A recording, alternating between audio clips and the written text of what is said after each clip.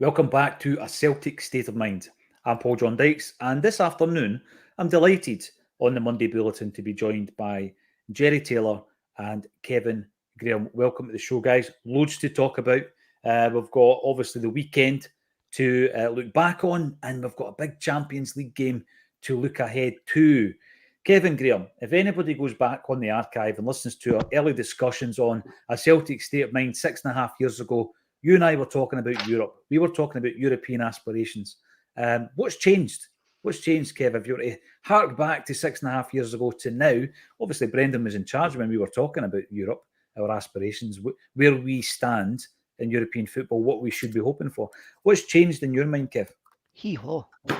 It's still the exact We need to get a T-shirt for Kev. We need an Acsom T-shirt for Kev. Hee-haw. Maybe my expectations are now far lower than what they were 6.5 years ago. Mm-hmm. I'm willing to not expect anything from Europe every year and see where it takes us. Yes, I want to get to another European final, but I'm not going to go off my head if we didn't do it. I want us to do it, but I want to go to a European final. And I want to win that European final.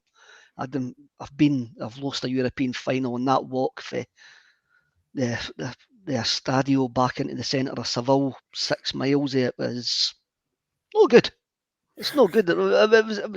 And even Motherwell 2 years later was slightly. No, it didn't even come close. Motherwell 2 years later, the Scott McDonald thing, we didn't even come close when I look back on it.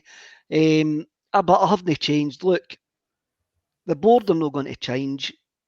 How we operate is not going to change. We just need to hope at one point we get lucky and we get about 7 or 8 guys who have bought as development players who actually hit a peak all at the same time, about 18 months, and we can maybe have some fun in Europe. And that's it. That for me, that is it. And I blame the lack of ambition with the board, but also understand the circumstances of us playing in Scotland. I mean, it's great shouting that we've got this turnover, we've got this profit. It's useless having that in Scotland. You're only going to get a certain standard of player coming to Scotland. And that's it. The more than I just want us to go out there, have a decent. That's my wife just leaving, so I'm just. I thought that was some kind of gesture. I just, you know what I mean. Keep the faith or something. No, see, the more than I just want us to go out there, give a decent show of ourselves, leave it all in the park, and if we get a result, we get a result. Already, I think we're out of Europe this season anyway, but I don't think we're going to get there after Christmas. I think Feyenoord are a far better team than what everybody expected them to be. If we are to get into the Europa League, we've got to go to the Olympico and win. But having a look back on it, I think that 96-minute Lazio winner, it was the nail in European coffin this season. Listen, I'm going to go the other side of that, Kev. Everything you said, absolutely relevant. We've been talking about it, Kev, for that length of time, about the aspirations. You were saying to me back then, we're a Europa League team. And by the way, you know, you're a realist. That's absolutely fine. You also said that we would make hee-haw signings, and we made a few signings as well. So you're not always right. That's all I'm saying. So I'm going to give you the flip side. I'm going to give you a flip side on that. I was up at Paradise this morning doing my wander around Paradise, as I do every Monday morning. It's good for the soul, Jerry Taylor. It's good to get out there in the fresh air. We've had rain, we've had cold, we've had sunshine. No snow yet, but I'm pretty sure between now and the end of the year there will be snowfall on a wander around Paradise. We were up there and talking about the aspirations this season in Europe.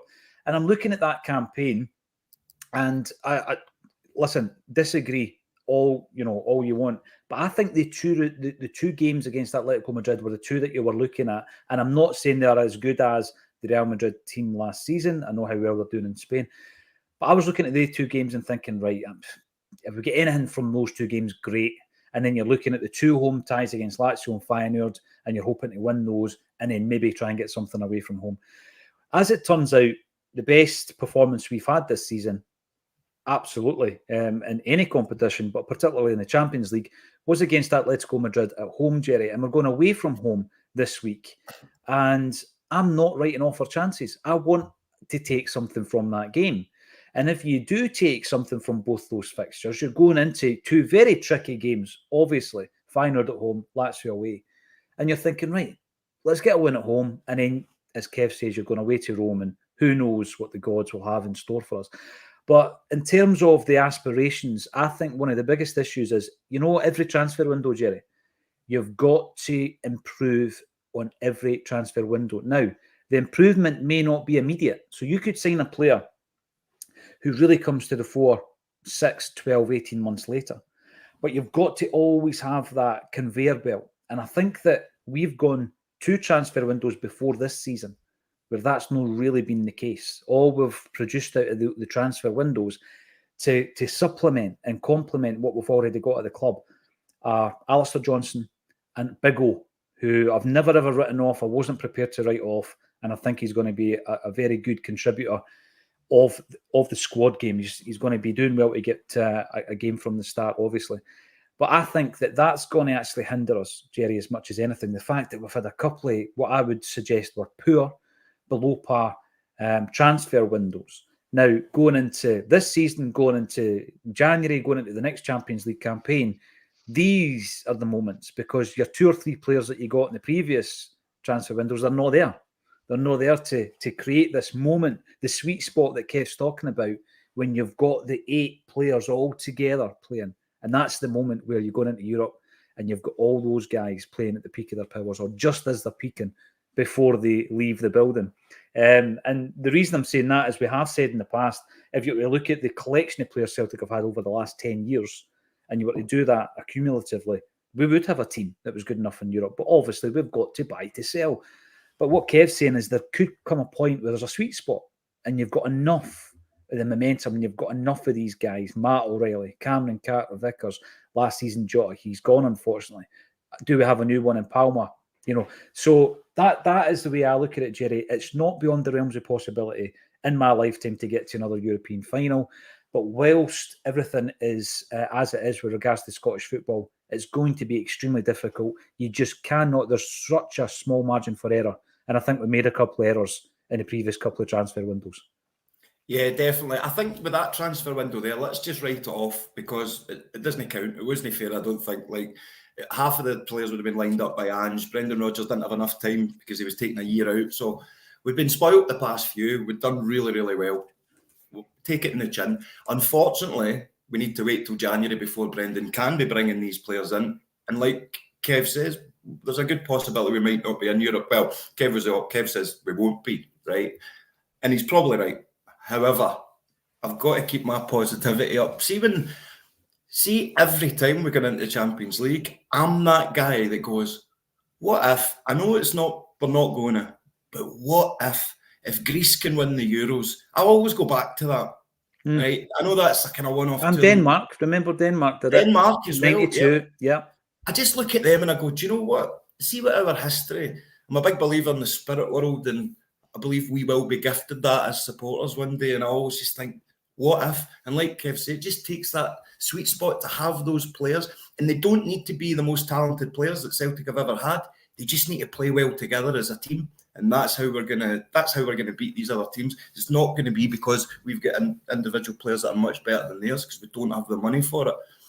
But I believe that one day we're going to get this proper run, probably Europa League, Champions League in my lifetime, our lifetimes, any lifetime. It's not really that.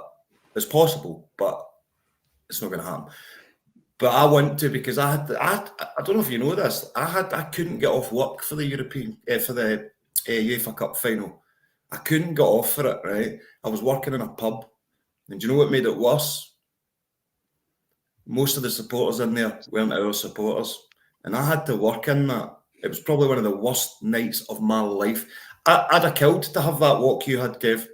No, you wouldn't. I had them singing at me the lot. It was horrible.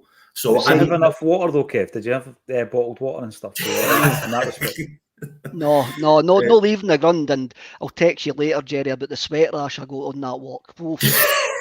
You're going to be texting pictures? Oh dear. Oh, right, moving on. I never. No, he's blocked me sending me photos. Yeah. By the way, Kev, I don't think I've ever seen you without your hat off. He does have hair. Aye. I'm It does stuck. I exist. was like, Yeah, he's got an incredible collection of hats. Badly drawn boy hats, mustard ones. That became famous for a while, Kev. When you stop wearing it, people accused you of having a hair weave in Turkey. You get away with nothing. in There this you go, game. Jerry. There, you're the Hulk. There we are. I used to get Now- called the Incredible Sulk. That's what my dad used to call me. Sulk. The Incredible Sulk. Sulk. If I was in it off, here he comes. Dearie me. Jungle Lion, you're in. Happy 136th birthday, Celtic. Yes, unbroken history. 136 years ago today. An incredible run if you think about it as well. And obviously we know that the formation of the club, you know, that discussion that was made, the formation happened in the wee hall at St Mary's in Carlton. And a couple of years ago, we got word, and it was on the back of the pandemic, that, you know, they were really struggling. They were struggling big time in terms of the financial situation because they weren't getting the footfall for obvious reasons. And they were in mega debt. Unfortunately, nobody was helping. So we got word and we did a big fundraiser. The Celtic fan base came together. And as did many of the other Celtic platforms out there, fan-run platforms. And we raised, it's actually over 30 grand now for St Mary's. There's a wee video on YouTube. Watch it. Please, if you get a few moments, watch the video on YouTube where we go back to the chapel after the charitable endeavours.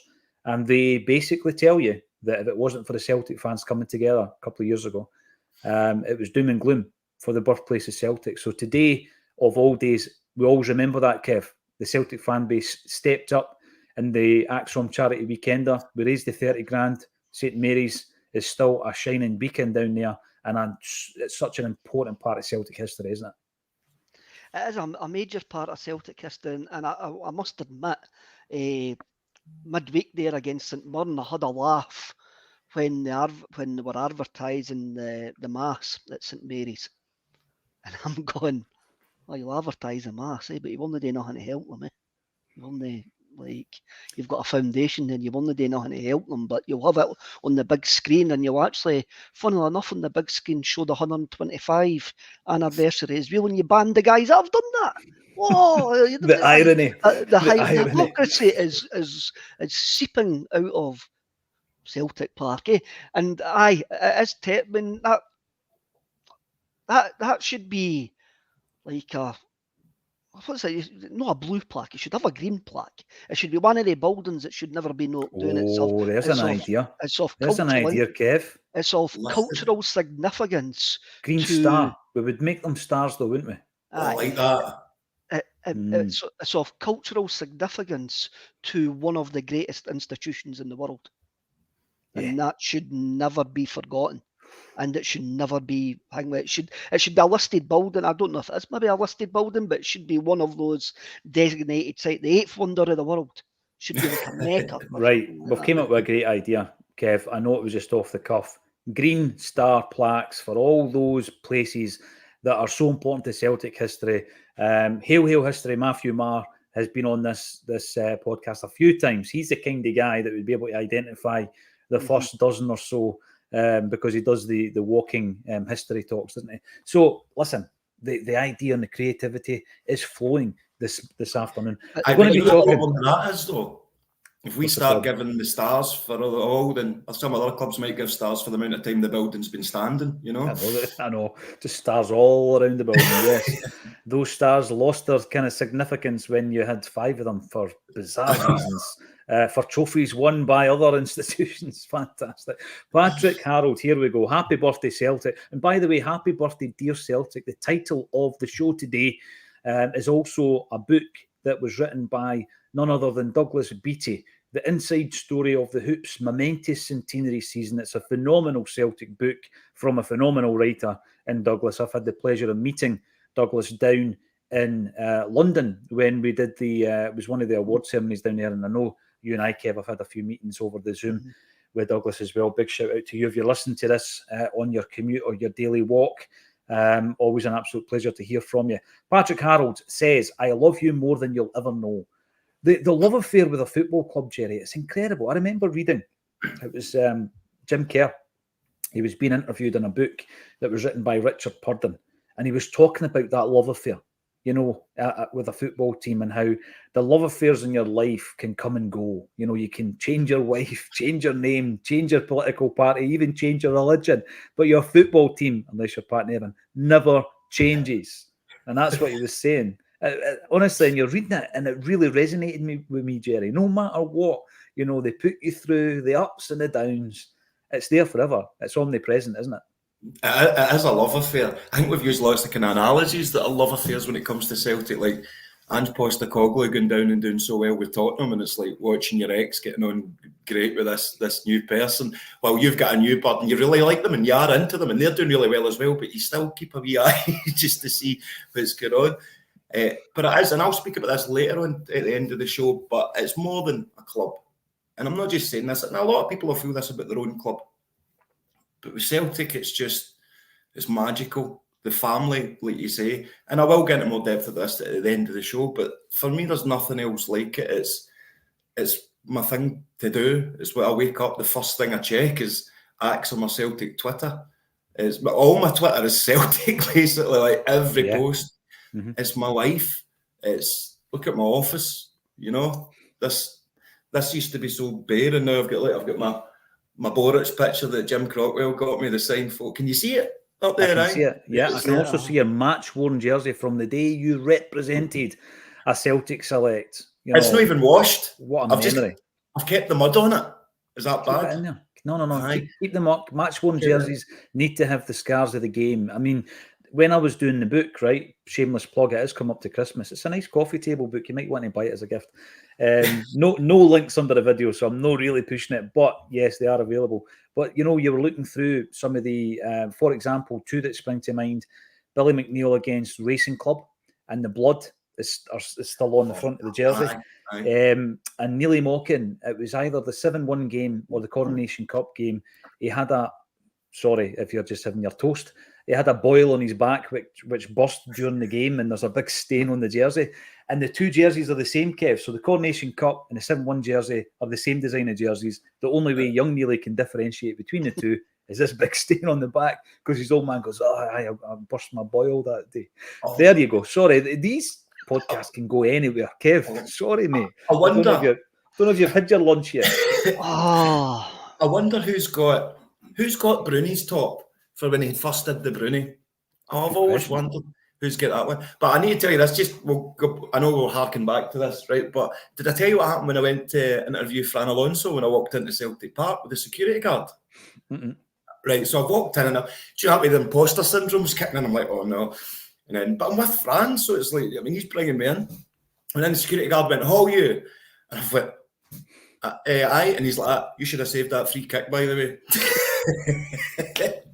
It was brilliant. Aye, you're never going to live it down, Jerry. Just just embrace it. Just embrace it. The second one was my fault. The second one was definitely my fault. Nobody's picking up on that one. I know. And if you want to check for yourself, have a look. The game is still available. 30,000 people, over 30,000 people have watched it on the YouTube channel. There's loads on there. Get subscribing, and if you do subscribe, you can make a comment about what we are chatting about just now. We're going to have a wee look back at the Ross County game, link that into the Atletico Madrid match to see if anyone has won a jersey for the starting 11. I want to start off, Kev, with Big O. Big O, as Brendan Rodgers calls him, and he comes into the side off the bench. There was a lot of talk prior to the game against St Mirren.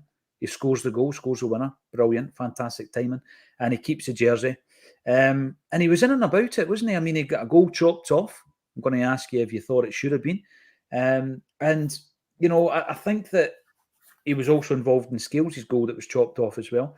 And I think that his overall performance was excellent. It was, the only thing that was missing was a goal. But he seemed to be more relaxed, Kev. He wasn't snapping at chances. He wasn't, so eager to impress Jurgen Klinsmann up in the stand as he has done previously. And I think it was quite a composed performance by O, reminding us that, you know what, we might still need a striker come January, but O's shown us again in the last week what he can do. He has showed us in the last week what he can do and that he can contribute at a domestic level, anyway. I liked his link-up play on Saturday. I think his link-up play was good, especially with Ross County. I'll go hipster technical with that low block. He was good at holding the ball up and firing it out wide. His finish on Saturday was good. And even though it was wrongly chopped off, it wasn't just I'm deflecting this into the net. It was actually I'm putting this into the back of the net. There was a bit of control in the finish, and his finish the other night there was great as well, right into the roof of the net. He's a young laddie. He's came from Korea. Look, he's been here under a year, and I wouldn't expect to see the best of a Celtic player in under a year. I mean, I think Matt O'Reilly is far better now than what he was even in Postacoglu's. And so, let's see, Riley will be a year. So, Riley's hitting that 18-month sweet spot. Like, O'Reilly's hitting that, So, we can write off transfer windows, and there's some of them we can actually see, but some of these guys didn't really get into the stride of being a Celtic player for a year plus. And as fans, we haven't really got a patience to actually do that. O's problem is they've got Kogo in front of him. That's the problem. His also other problem is Brendan Rodgers doesn't do the half-hour subs like Postacoglu done. So he's getting 8-9 minutes here, coming on and off. And that's different. That's completely different than getting, right, I'm going to send you on for the last half hour. Look at his stats when he got the last half hour. I think it was towards the end of last season in a lot of games. He made a mess of the Kilmarnock game when Klinsmann was in the stand watching him. But he done a shift on Saturday. He done well. He shouldn't have got the goal chopped off, which was chopped off. As a decent second choice striker, yes. Maybe even third choice, because I'll still love to see Maeda going through the middle. But the problem that we have got is a lot of teams like Ross County now are going to just sit that deep. And this is a bit of a Postacoglu hangover as well in the change to Brendan Rodgers for me. As teams are now sitting deep because Ange Postacoglu's size went in behind, got to the byline and cut the ball back. That's his MO. See it do it at Spurs. He's seen it at his ugly teams as well. So these teams are sitting right back now, no letting us go behind them. Rodgers likes his wingers to cut inside, so a lot of times, and we're more pragmatic with the ball. And this is where being able to take a bash for the edge of the box becomes 100%. Yes, because you can't defend it. You can't defend it, and what you're then doing is giving the guys who are trying to defend you like a different option. He's not going to go to the byline. Well, Palmer will go to the byline and try to cut the ball back, or he'll cut inside and just bang it into the roof of the net, or he'll just lay it across and we'll have a midfielder that's going to have a shot, and that's what we're going to need to have. It is really, we're going to need to still say, I think we've been too easy to defend against at times, even though we've completely controlled games, because they've just shut out the wings. And we need to start having a bang for the edge of the box. And I think that was proved on Saturday. It was probably the only way that we were going to make the breakthrough, truthfully. How many players do we have that can do it? You've seen the two best proponents of the strike from the edge of the box at the weekend, Palmer and Turnbull. Who else? Matt O'Reilly? I think Bernardo. They're letting Bernardo take that free kick. He must have something in his locker. True. Yeah. I mean, listen, Kev, you've taken a few points here that absolutely I was thinking about over the weekend. I mentioned them actually in the Wandering Paradise. And when you come up against that defensive structure and that shape, it's very, very hard to break down because they're very resolute. And by the way, they need to play that way for the entirety of the game. One moment of, indecision, one mistake, and we're in there because we've got the quality to really hurt them. And there's two ways, I think, that we've shown that we can break it down rather than try to pass through it. And by the way, we have passed through it. You just need to, go back to some of the goals we've scored in Europe this season, right? Against higher caliber opposition, against Lazio and also against Atletico Madrid, where the passing movement was unbelievable. It was the pace, the tempo, and we would have cut through any defence. Even against St Mirren, that passing move goal against St Mirren was superb. What the second goal on last Wednesday night, that was a superb goal. It was fantastic. And you're right, if you do that with the pace and the tempo that can cut through any defence, great, but it's not happening 2 or 3 times in a game, Kev. It's, maybe once a game, if, at most. But the way that we've seemed to have been combating that is obviously with the strikes from the edge of the box. And I keep saying it, first time round, Rodgers had a few guys who could do it. Armstrong, Paddy Roberts, Moussa Dembele, they were scoring goals from the edge of the box. Dare I say Ryan Christie, if Colin Watts is watching the Ryan Christie CSC in full flow. He did score a few. Tommy Rogic, aye. Tommy boy. Absolutely. How could I forget? I mean, that goal by Palmer was Rogic-esque at the weekend. It was, wasn't it? Unbelievable. And the other way that we seem to be able to do it, and again, it's not a regular thing, is that wee dink. You've seen Scales cutting through that defence with a wee dink over the top. He got Kogo through, he got Turnbull through. We've seen it earlier on in the season. Palmer laying on Matt O'Reilly. So there are ways to do it, and I think we do have enough quality. But I want to enjoy some of the play, some of the goals that we're scoring at the moment, Jerry. And I think there was that climb, Kilmarnock, Hearts, Atletico Madrid. We peak at Atletico Madrid, then there was the dip. And the dip was Hibs, and then we're starting to grind out a result against St Mirren. And then another good performance at the weekend, just at the right time. It's going to be like that with so many games, though, Jerry. Yeah, definitely. I think what you're saying there as well, we're not falling off that cliff and keep dropping. We're falling and coming back up, which is good signs, especially because, like we say, it's not probably the squad that Brendan wanted. Do you know what I was thinking as well? Do you think Kogo actually finds it easier to play in the Champions League than the SPL because he's getting more time, he's getting more space, maybe enjoys it more? Do you think some of these players just feel stifled and like, I'm puffed out with this 2 banks again and I've got to work harder and harder? Do you think they feel a bit more like, almost like their wings aren't clipped and they can just fly a bit more in the Champions League? Some of these players, I know some will struggle more because it's a bit better quality, but I think some of them fly a bit more. Samaras. Remember Samaras? Aye.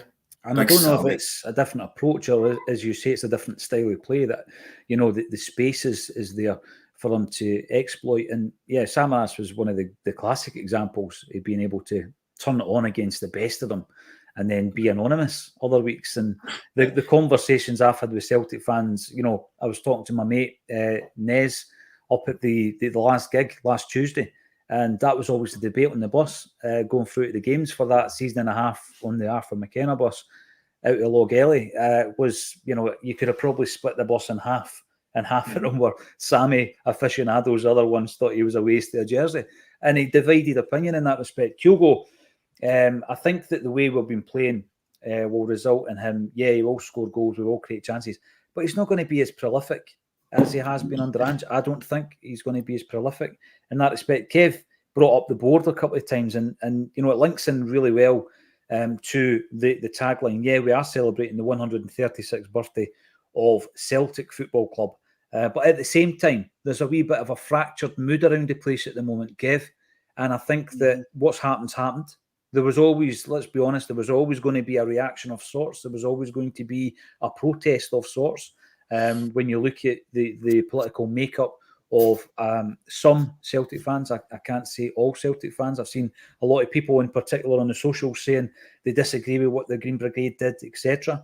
There was always going to be a reaction, Kev. That reaction has happened, and then it has resulted in a response. And we're now in a situation, Kev, where I'm thinking there needs to be a resolution to this, Kev.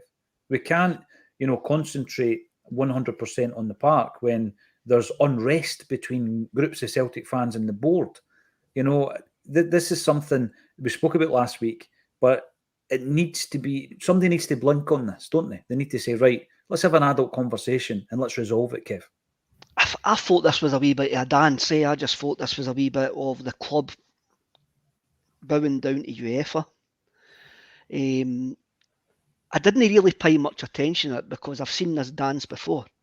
I've seen this happen so many times since the Green Brigade have been there, and the club day something, and the club banned them for a rubbish game.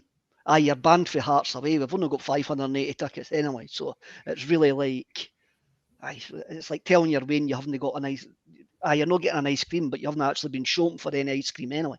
So it's not actually any punishment. Is that where your wife's awaited just to get one? She's away. What's your preferred flavour? I've always liked a rum and raisin. Don't know why. Oh no! Yes. How old are you? You got to at least 60 before you start eating that. Do you know? I'm not far off it, Jerry. Let's be honest. Mate, actually, I'm saying that I've started to like vanilla more these days. As long as we've got and jelly biscuits with that it, are it's fine. wrapped. There's a reason that vanilla and ready salted crisps are the biggest seller items Jerry, in the you world. did that. You didn't even do it on purpose. Yes, we love vanilla ice cream on Acsom, apparently. I like I like a bit of Scottish tablet ice cream. Oh, yeah. That's lovely. By the way, I know we're on a tangent here, so I'll say this. Did I tell you what happened to me that totally changed my life the other day? Does it involve ice cream? An air fryer. Oh, didn't get me going about an air fryer. Mate, you can get them for single people now, right? Because I never bought into one. I was like, I don't need a big air fryer. Went into Asda, it's like this pathetic you could tell it's for single folk, right? So 20 quid. So I was like, I'm getting that. And the first thing I cooked was fries, right? Nice and crispy. You know, you get fries in the oven and the tips are like they're black at the end, but soggy in the middle.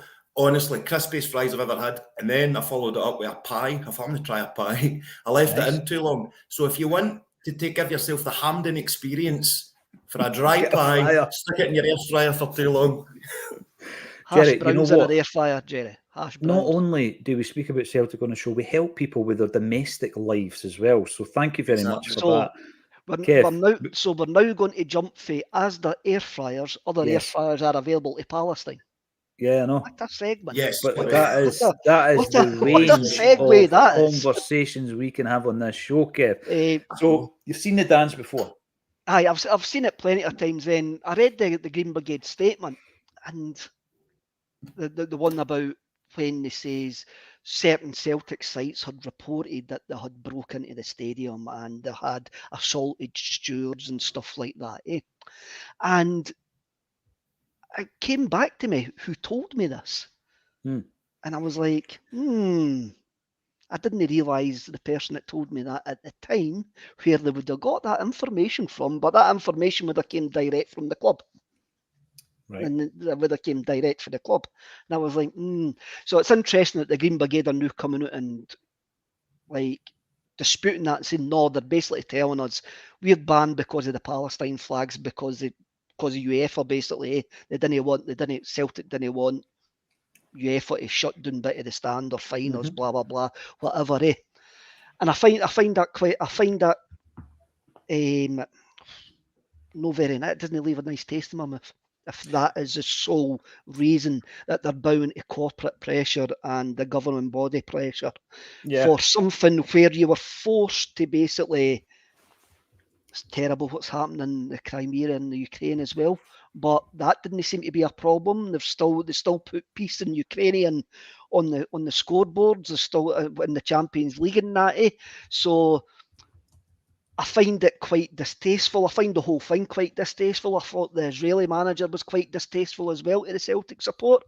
I can only speak for myself here, but I'm against anybody who is wronging innocent people. And it doesn't make me anti whatever that person is. I'm just going, that's wrong. Two wrongs didn't make a right in this situation. Did I agree with the Green Brigade on the day of the Hamas attack? No, I thought that was a wee bit but that's a wee bit of a misstep there. So did they come out, Kev? Do you think they come out then, Green Brigade, and tackle that? Because there's been a lot of suggestions from fellow Celtic fans who agree with your point there. Do you think it would be right for the Green Brigade to tackle that point? Because a lot of Celtic fans were uncomfortable, not with supporting Palestine. Absolutely not.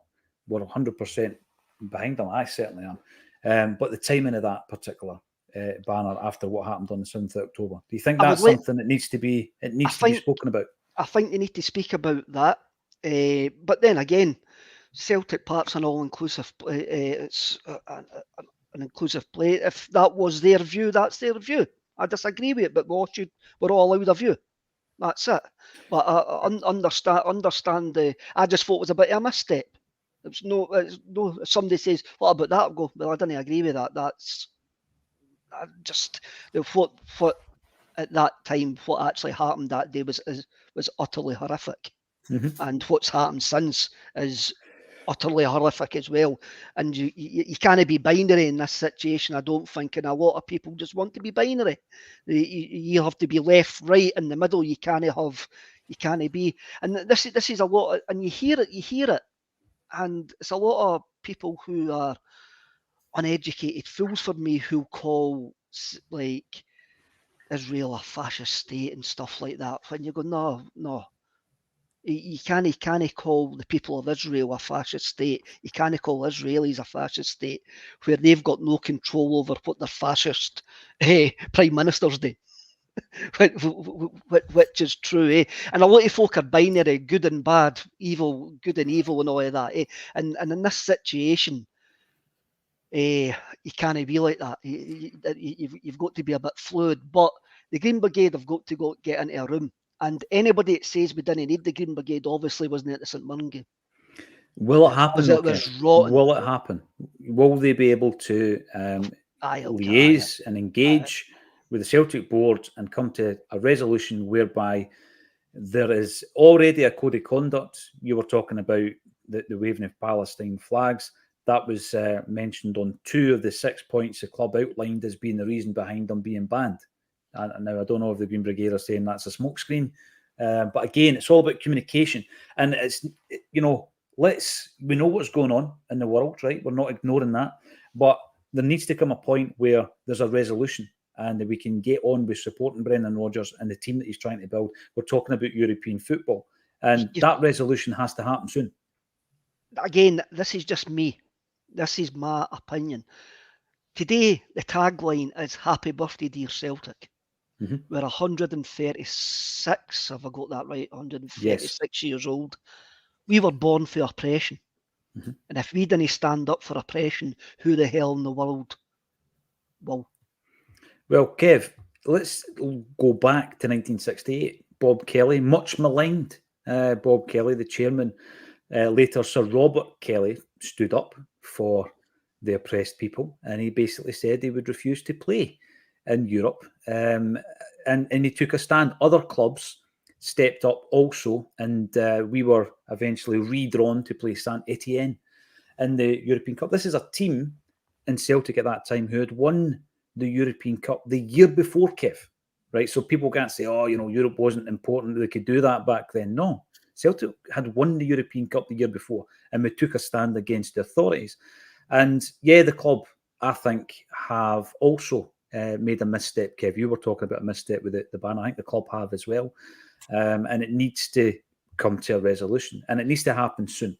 And I think that it will, Paul, because there's too many good people on both sides. Yeah, there's too many guys on both sides who have got the interests of Celtic really at heart.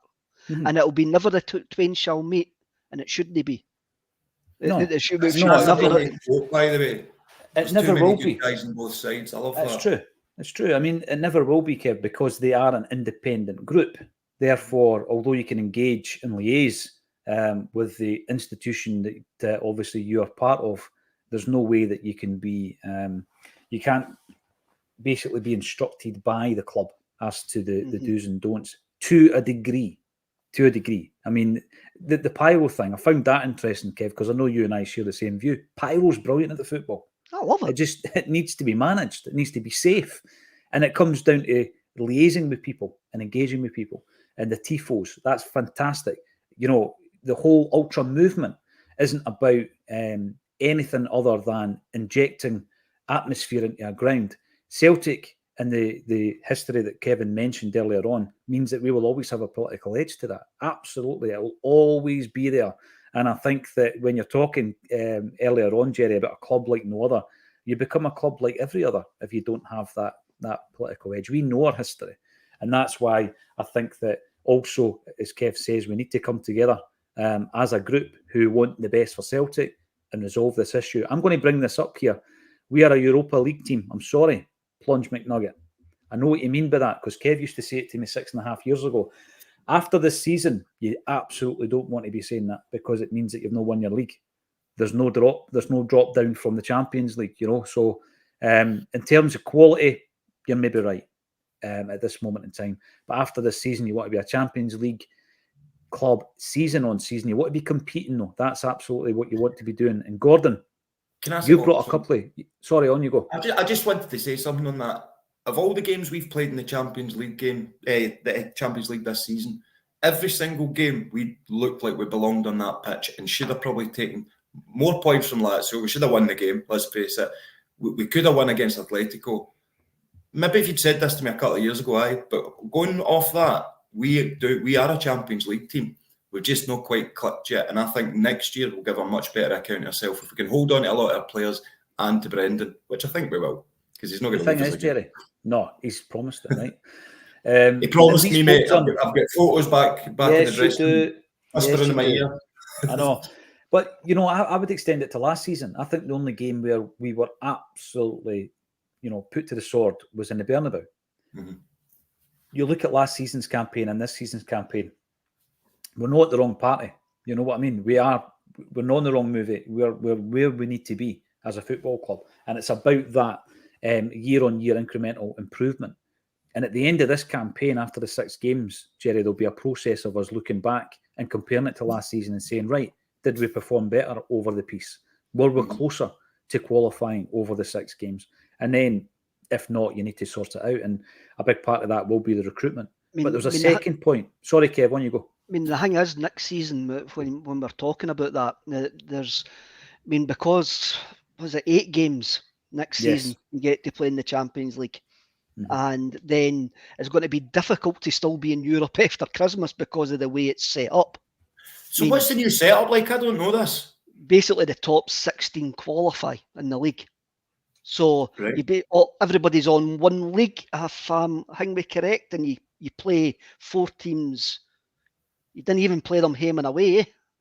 No, that's right. You could get Real Madrid at home and then play them in the Bernabeu. It's just like a random draw.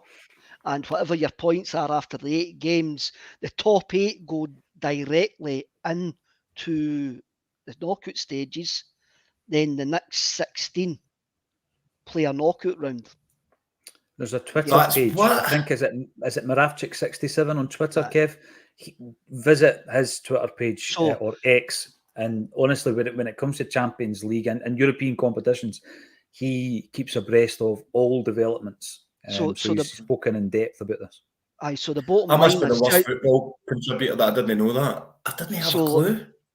So how sometimes you can finish third with 4 points. Yep.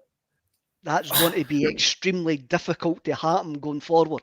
So, but and the flip side, what they're trying to balance that off with is the fact that you're getting more games. You're guaranteed more games, rather. You're guaranteed more games if you're in the competition.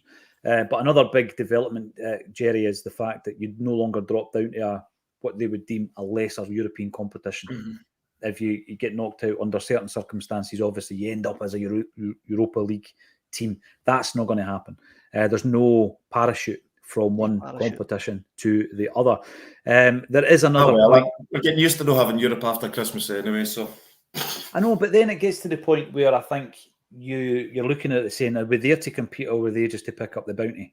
You know, you've got 8 games guaranteed. You know that your payment's going to go up, right, for the 8 games. And you just want the club to say, well, we're not just here to look good for 8 games. We want to participate. We want to actually get through. And that comes down to the ambition. Gordon Coney, lads, you need to discuss the lack of officiating in our game on Saturday, where VAR only worked for red card and the utter disgraceful officiating in the cup semi-final yesterday. Right.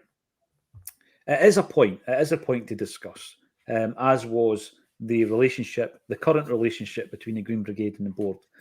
And the point is the poor officiating. I'm going to run through some of the decisions that were made, gents, and I want to hear your thoughts. I'm going to start with yourself, Jerry.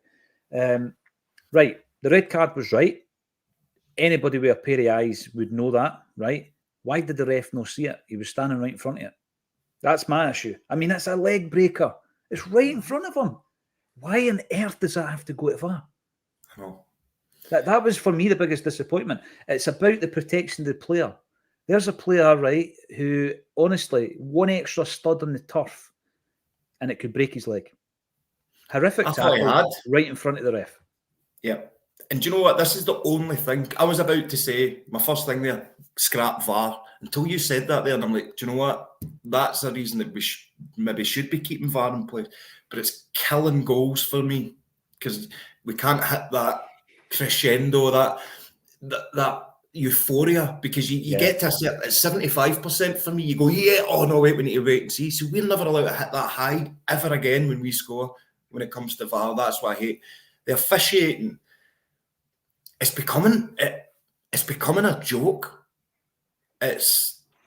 I'm not going to get into the conspiracy thing here, but you just need to look at the stats. It's unreal. Now, I heard you saying on the show the other day that you look at a lot of other teams' penalties, and the majority of them are penalties. I don't know if it was yourself, Kev, that was saying this. However, those penalties do happen in every other match in Scotland, but they don't get picked up on it.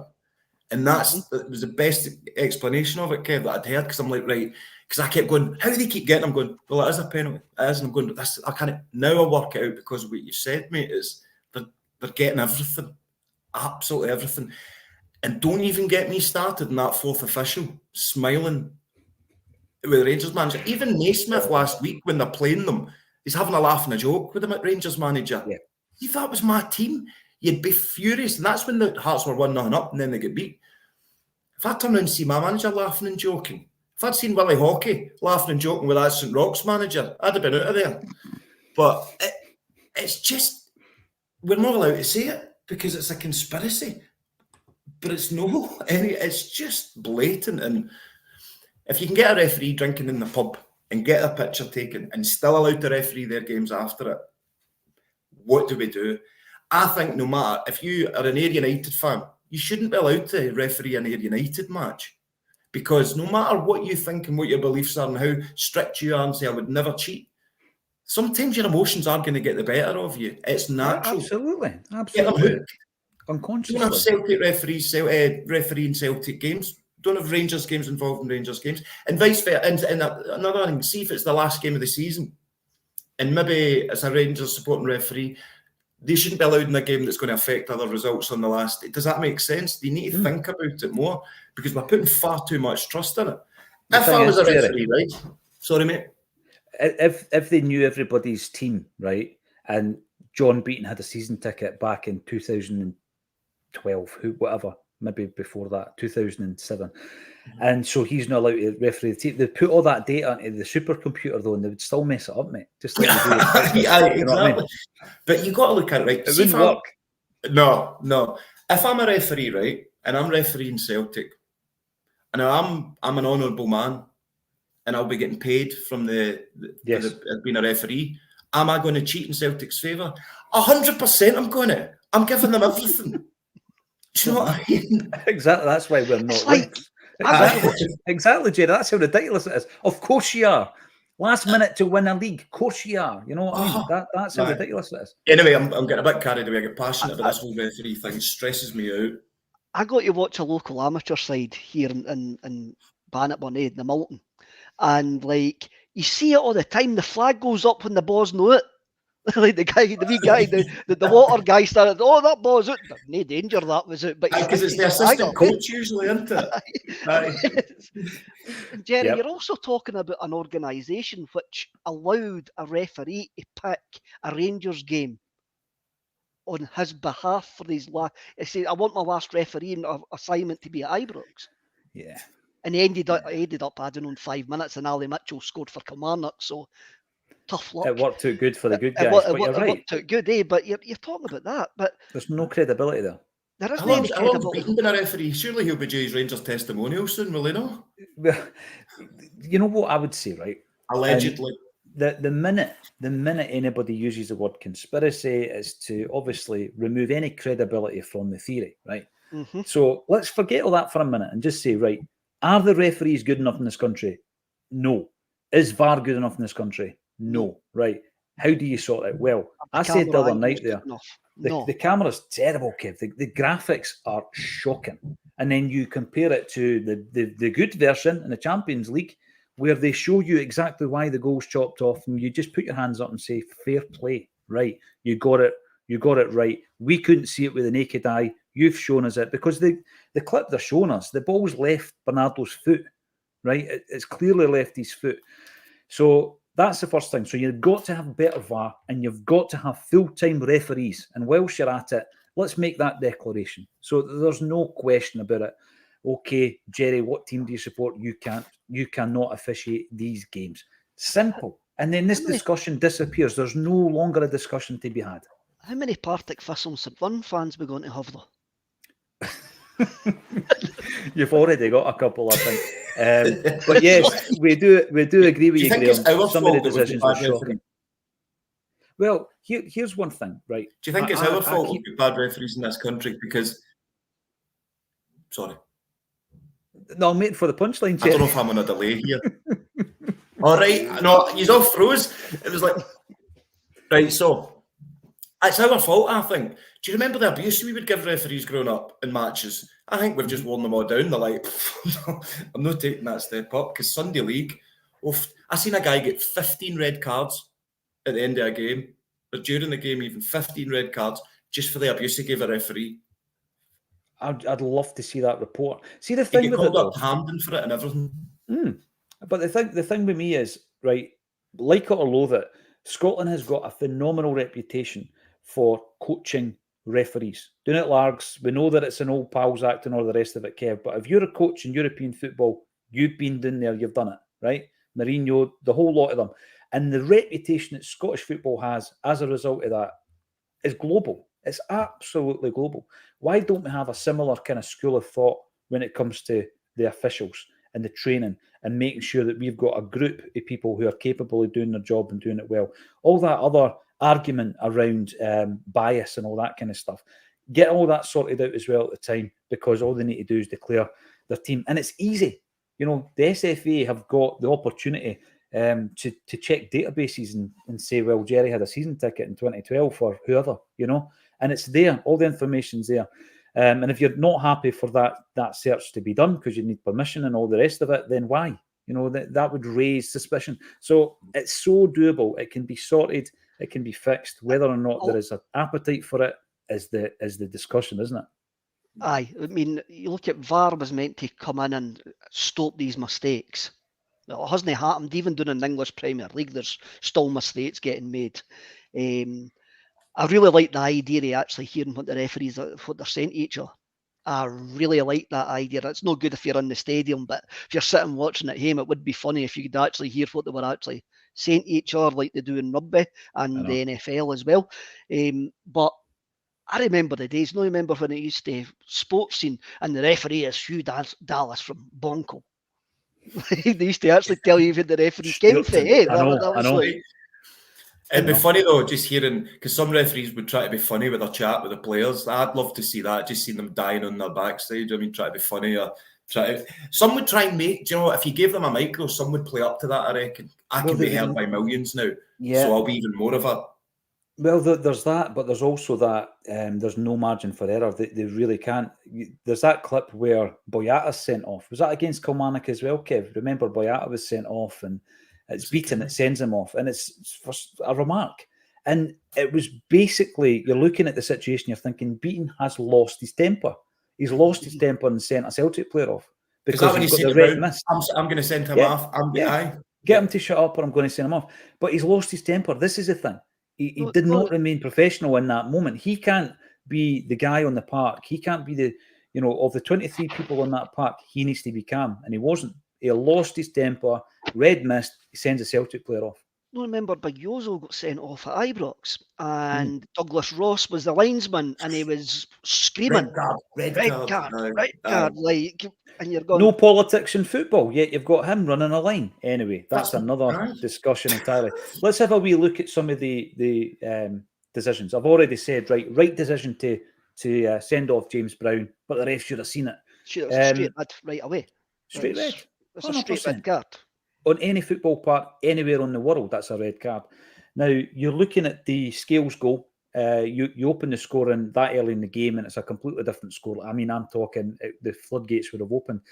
Was that a bit harsh to penalise O for the tug of the jersey or climbing on the plate? I thought so. I mean, if we're comparing to other decisions that have been given recently, Yeah, I thought so.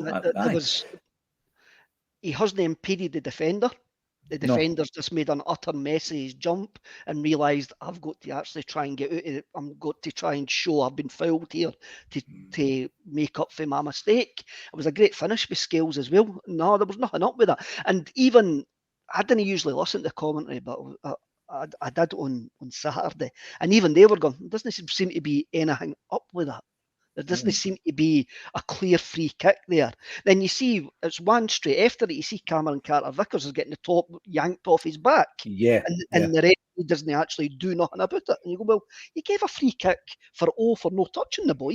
And now you're chopping off that. Nah, it's just inconsistency. Yeah? It's inconsistency. And then you've got the goal, O's goal as well. And this is where we're talking about the actual tech not being good enough or not being operated well enough. And, you know, during one of our live events, we spoke to Peter Grant, who says that a pal of his is actually part of one of the teams down south where they can thicken it and make the lines thinner, depending on, all right, I'm a Man City fan, I'll just make that a wee bit thinner there so that he's offside. You know, that kind of thing, it comes down to a decision, never mind an error, a decision by an individual. And what you want is transparency, like Kev says. Let's hear what's getting said at the time. Let's have a look at the proper graphic where they will tell you if you're a toenail offside, they can see it. No, that's rubbish. If the majority of your body's behind the last defender, you're onside. I'm hating this. If you've got size 12 feet, you can be offside. I really do hate that.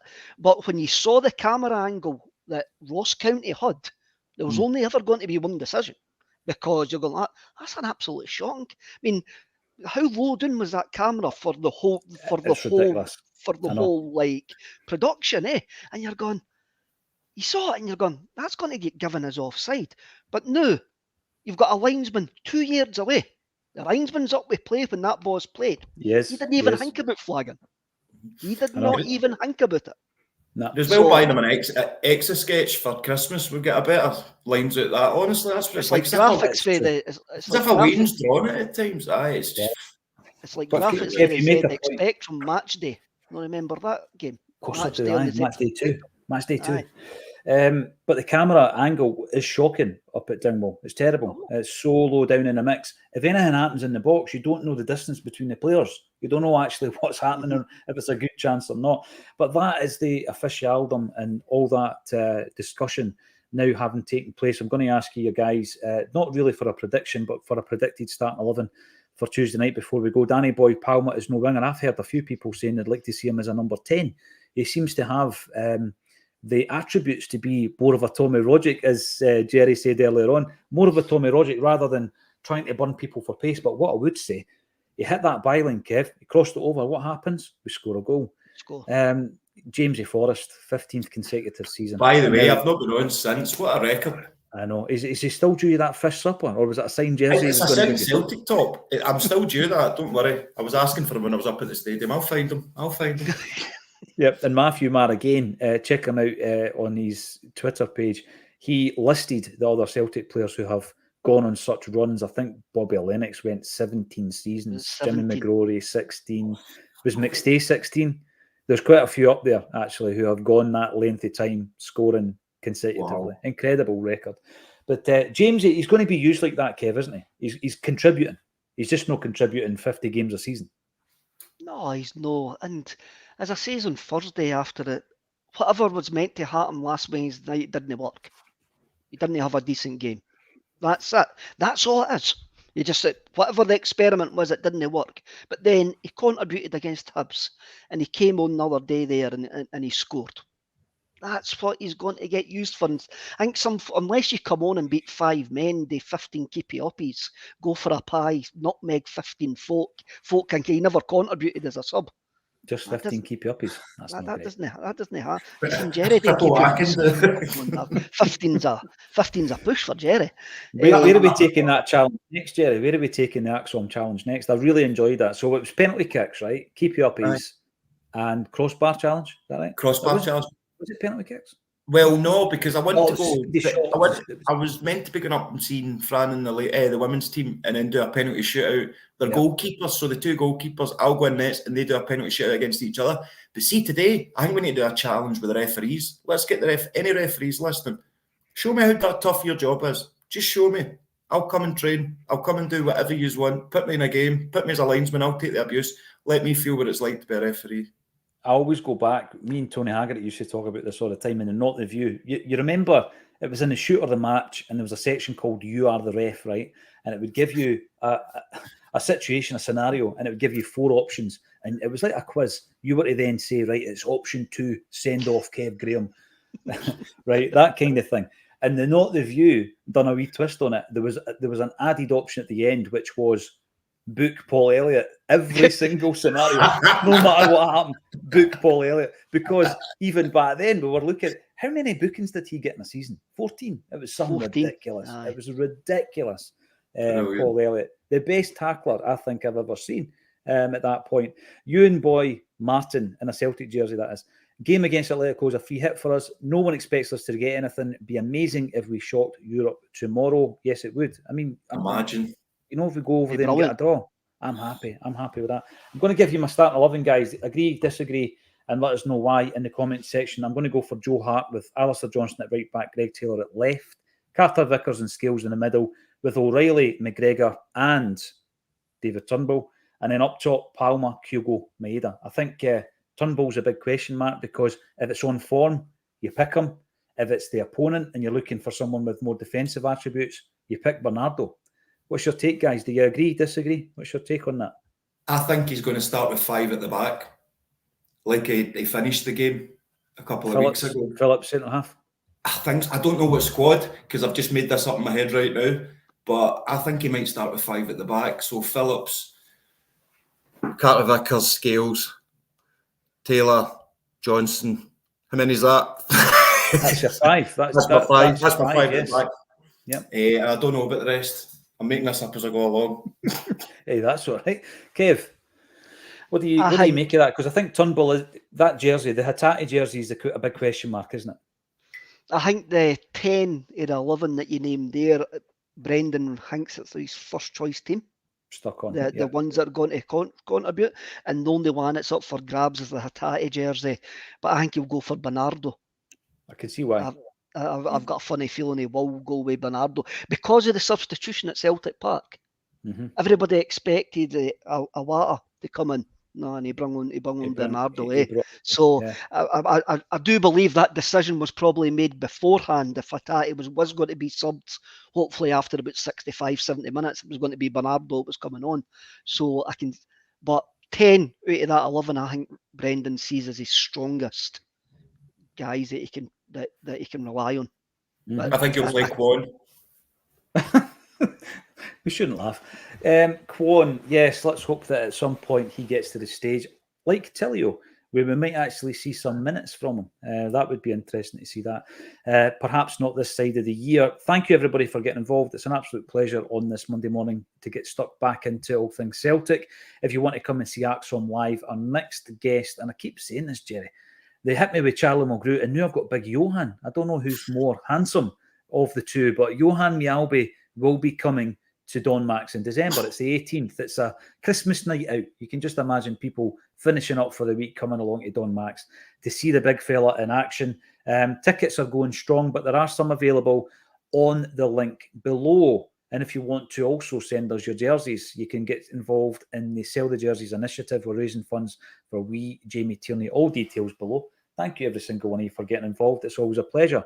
And thank you, Jerry, who wants to fill us in. Fill us in before we go. Yes, please do. Please do. So this is a bit of a deep dive here just to end it with, but I know if it can help a couple of people out there, this is why I'm doing it. For anyone that doesn't know, if I don't have me in social media, I'm on the 12-step program because I'm an alcoholic.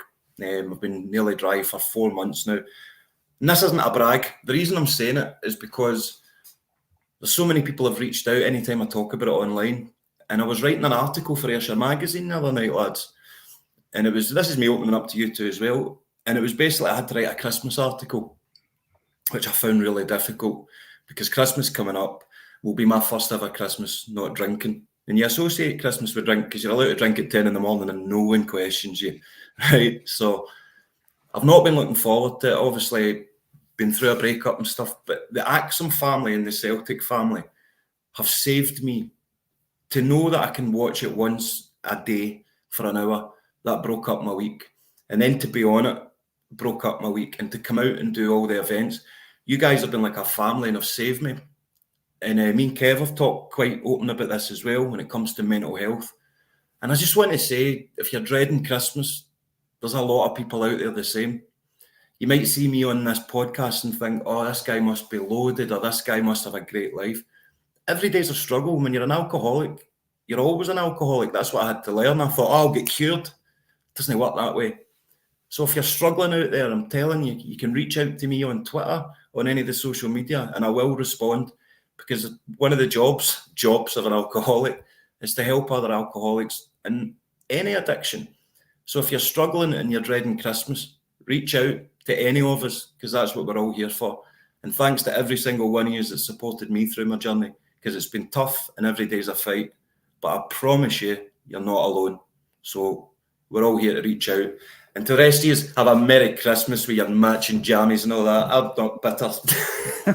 Jerry, you've been an absolutely tremendous signing for Acsom. And it's always important to highlight where, at any point, we're able to help, even if it is, when I talk about mental health issues, if someone comes to me, I will put you in touch with an expert, because I'm no expert on it. But we're always here to assist where possible. And Jerry, thank you. Very brave words. Thank you so much for everything you've done so far for Acsom, and everything we're going to do in the future as well. It's always a pleasure.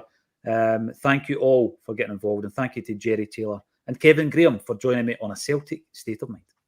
Hail, hail.